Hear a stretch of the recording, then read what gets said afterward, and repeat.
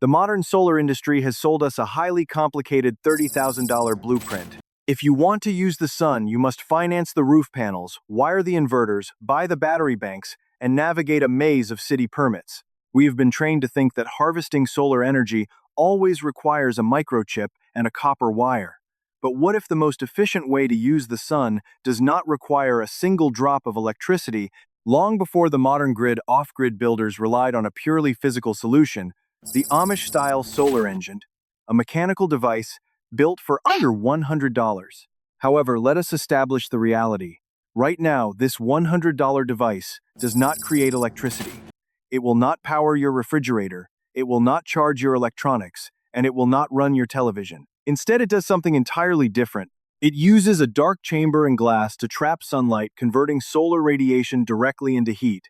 As the air inside expands, it is forced through a narrow passage, turning that thermal pressure into mechanical motion. No solar cells, no batteries, no wiring, just heat airflow and rotating force. If the physics are this elegant and simple, why do we not see this system attached to every modern home? The answer is not a conspiracy, and the technology is not impossible. The real reason the modern housing industry rejects the solar engine comes down to three unavoidable realities: structural integrity, thermal liability, and the rigid nature of building codes. First, consider the building envelope and pressure dynamics. A modern home is engineered to be a tightly sealed, weather-resistant barrier. When you attach a custom thermal engine to an exterior wall or a roof, you must cut an intake and an exhaust path directly through that protective shell. But the danger is not just rainwater leaking through a poorly sealed gap. When a thermal engine pushes high-velocity air into or out of a home, it fundamentally alters the atmospheric pressure inside the house. It creates invisible zones of positive and negative pressure. In a negative pressure scenario, the house begins to suck unconditioned, humid outside air through every tiny crack in the foundation and walls. In a positive pressure scenario, indoor moisture is forced deep into the wall cavities. If that moving moisture meets a cold surface inside the wall, it condenses.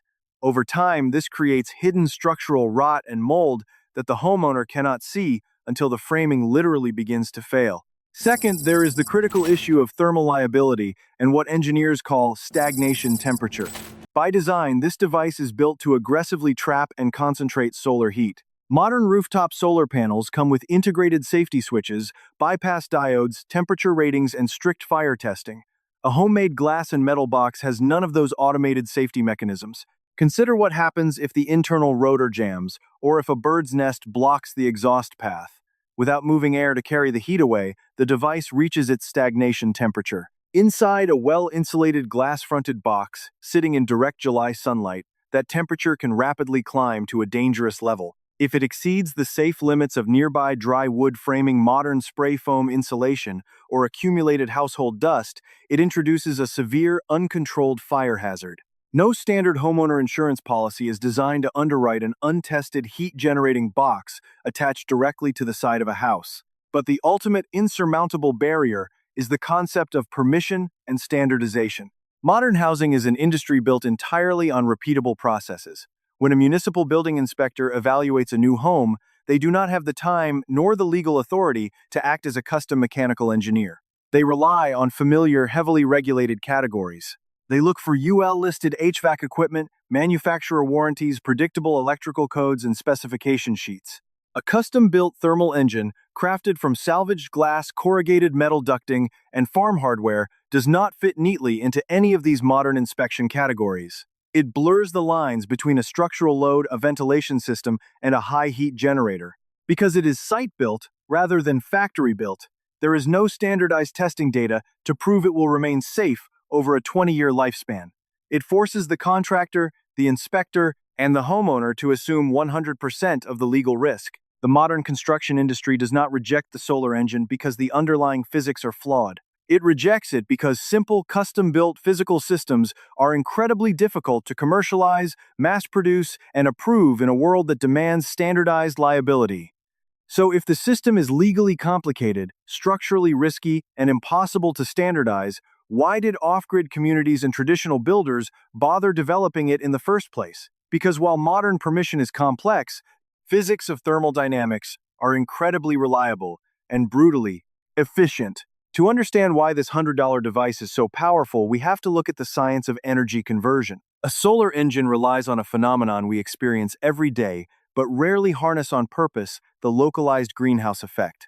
Imagine sunlight striking a matte black absorber plate inside a shallow, heavily insulated wooden box. The glass on the front of the box plays a very specific physical role. It allows high-energy shortwave solar radiation to pass through with almost zero resistance. However, once that light strikes the dark surface, the energy transforms. It becomes heat, which radiates back outward as low-energy long-wave infrared radiation. Standard glass does not allow long-wave radiation to pass through easily. The heat is trapped. The box essentially becomes a thermal battery.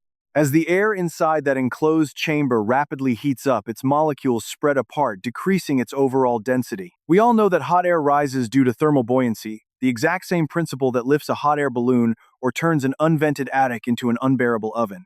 But if you just let the hot air drift upward, you only have passive ventilation. The Amish-style engine introduces a crucial mechanical step. It forces that rapidly expanding volume of hot air through a deliberately narrowed exit point, such as a metal duct. In fluid dynamics, this relies on a principle similar to the Venturi effect. When you squeeze a moving volume of expanding air through a restricted passage, its velocity has to increase dramatically to push the same volume through a smaller space. That concentrated high-speed jet of air is then directed against a rotor, a fan blade, or an impeller. The result is pure direct mechanical torque. This is where the true brilliance of the traditional off-grid mindset becomes clear. It exposes a massive inefficiency in how modern society uses energy.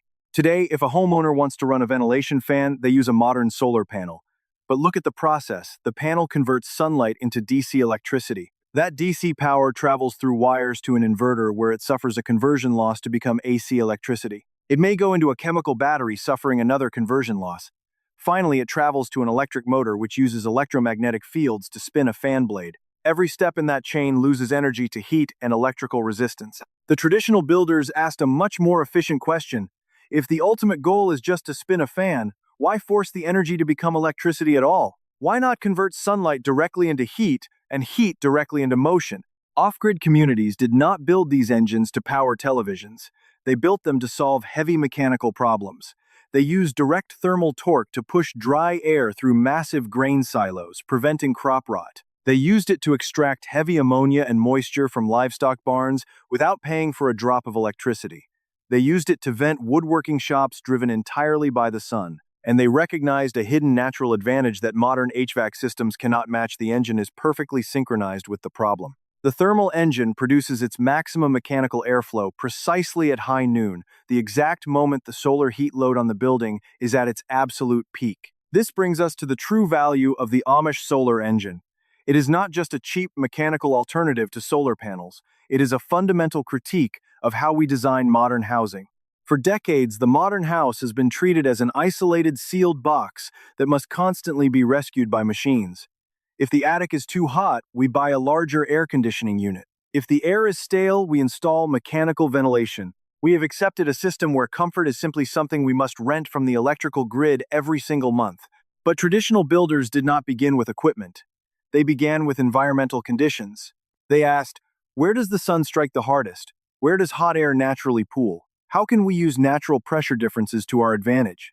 That is the architectural mindset we have lost. Modern construction has become highly skilled at installing standardized products, but we have forgotten how to read the free forces already interacting with the house. Sunlight, atmospheric pressure, and thermal expansion are not new technologies. They are constant natural forces. The ultimate question is whether your building is designed to harness them or designed to fight them. This story is about practical self-reliance. A homeowner who understands thermal dynamics and airflow is much harder to trap inside an escalating utility bill. A house that works with its environment needs less constant rescue from expensive machinery. So take a close look at your own home. Where is it fighting nature every single day? Is your attic trapping heat? Is your air conditioner desperately trying to solve a problem that the architectural design created in the first place? Let me know in the comments which part of your home struggles the most with energy waste. And if you found this architectural analysis valuable, please hit the subscribe button. Because in our next video, we are moving from the roof down to the foundation, going underground to explore a buried system designed to cool incoming air before your air conditioner ever has to turn on. Thank you for watching, and I will see you in the next one.